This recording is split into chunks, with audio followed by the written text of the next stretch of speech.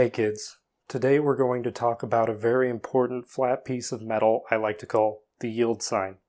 As you can see, I've expertly created a digital version of the sign in my hands because millennials can't afford printers. Now when looking at a yield sign, you'll first notice the three triangle-y sides of it.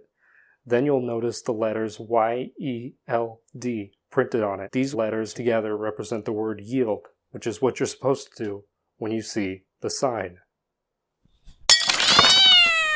Webster's dictionary defines yield as to give up possession of on claim or demand. In driving terms, it means the person in front of the yield sign should be giving up lane space to the drivers who are not under the pointy metal plate's oppressive gaze.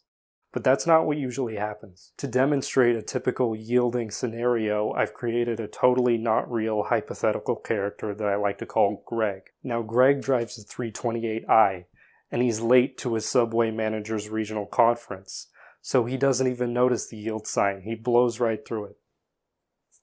Greg is much too preoccupied with singing along to Ariana Grande's Break Up With Your Girlfriend to notice the shiny pointy guardian of the highway. He also never took the time to look up the word yield in Webster's dictionary because book learning is for those hippy-dippy managers over at Panera. So Greg glides down the on-ramp at half throttle, slowly drifting into the adjacent lane and making it everyone else's job not to get sideswiped by him. Any driver that wants to exit the interstate using that off-ramp will also have to pull some Baby Driver Transporter 5 type moves just to be able to get to their destination safely. What you should have done, Greg, is checked for traffic, and if there's traffic, you come to a stop and put your turn signal on, that's the little dongle on the left, and wait until there is a gap in traffic that your car can safely fill.